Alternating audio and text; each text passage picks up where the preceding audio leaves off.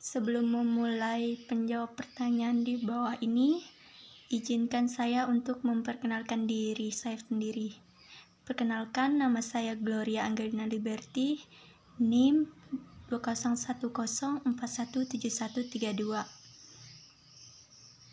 Tugas ini untuk memenuhi ujian akhir semester mata kuliah Teknologi Informasi dan Multimedia. Nomor 1,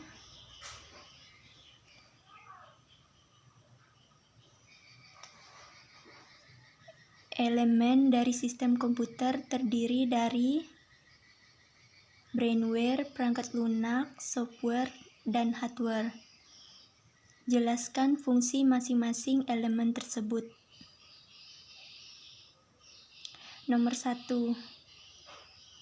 brainware sendiri memiliki 4 bagian. Yang pertama yaitu sistem analisis. Sistem analisis adalah penanggung jawab dan perencanaan sistem dari proyek pembangunan sistem informasi yang memanfaatkan komputer. Nomor 2 yaitu programmer. Programmer adalah pembuat dan petugas yang mempersiapkan program yang dibutuhkan sistem komputerisasi yang dirancang. Nomor 3 yaitu administrator. Administrator adalah seseorang yang bertugas mengelola sistem informasi dan program-program yang berjalan pada sistem komputer. Yang keempat yaitu operator. Operator adalah pengguna biasa.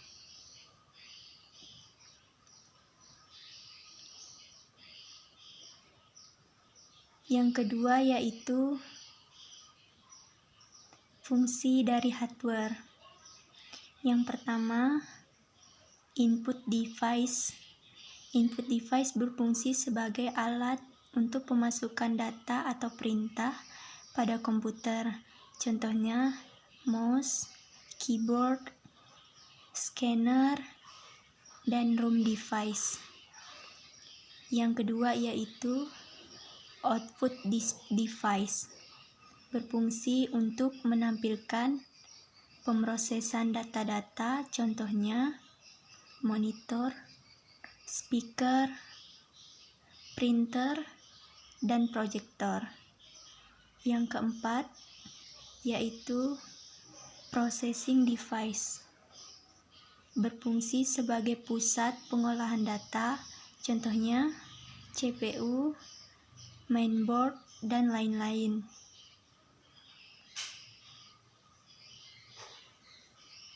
Yang keempat yaitu storage device.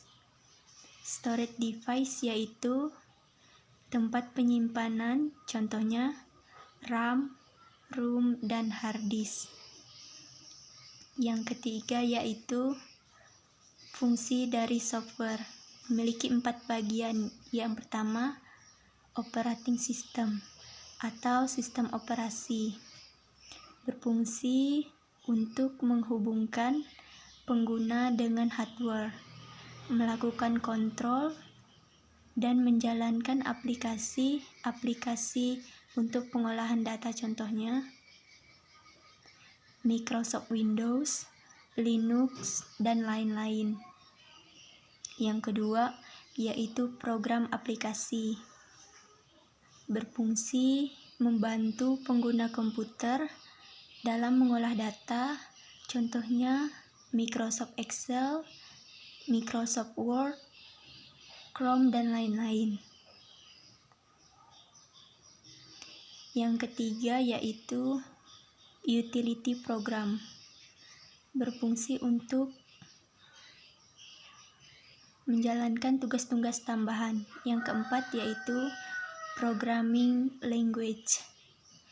Berfungsi sebagai standar bahasa instruksi untuk komunikasi dan memberi perintah pada komputer. Soal nomor 2 yaitu Jelaskan yang Anda ketahui dengan email, media sosial, blog, dan website. Yang pertama, email.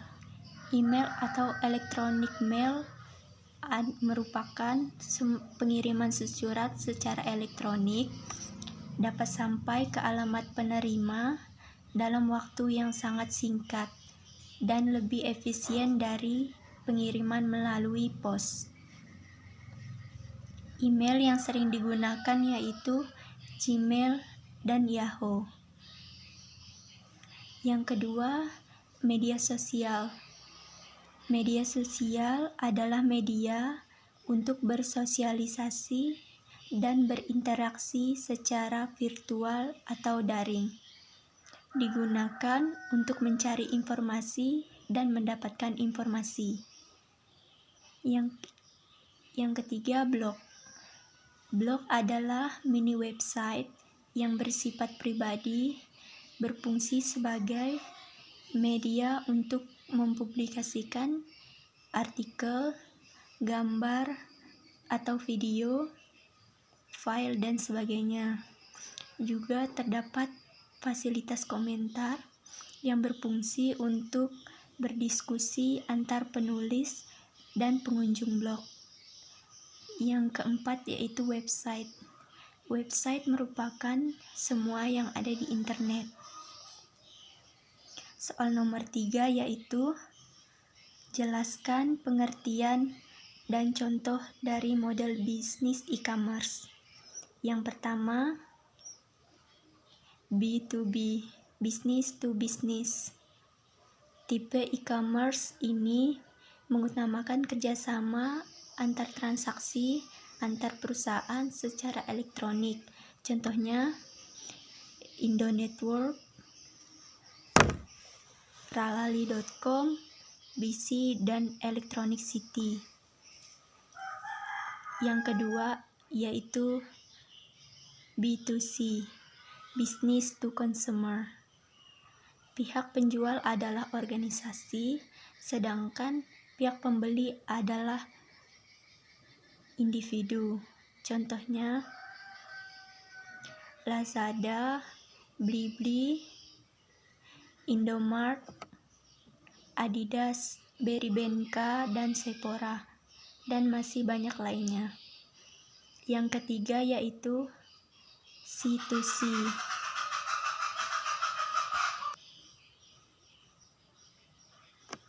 Yang ketiga yaitu C2C, consumer to consumer, merupakan jenis e-commerce yang meliputi semua transaksi elektronik, barang atau jasa antar konsumen melalui pihak ketiga yang menyediakan platform online untuk melakukan transaksi tersebut. Contohnya marketplace seperti Shopee, Tokopedia, Bukalapak, Facebook, Instagram, Line, Kaskus, dan OLX, dan lain sebagainya. Yang berikutnya yaitu C2B, consumer to business, adalah suatu model bisnis di mana sekelompok besar individu menyediakan layanan jasa atau produk bagi perusahaan yang mencari jasa atau produk tersebut. Contohnya freelance.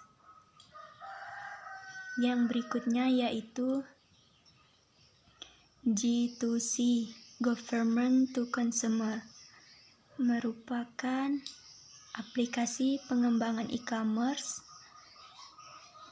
pengembangan e-government di mana pemerintah menciptakan dan menerapkan berbagai portofolio teknologi informasi.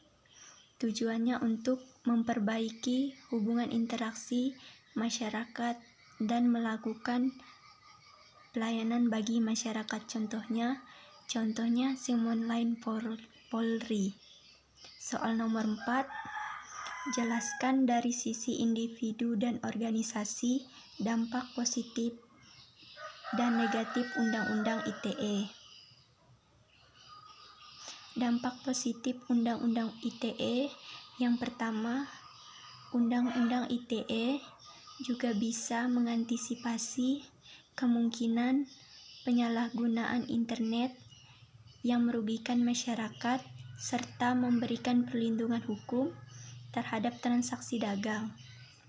Nomor 2, Undang-Undang ITE juga bisa mengungkapkan kejahatan yang dilakukan seseorang di luar Indonesia untuk diadili dan meminimalisir penyalahgunaan internet.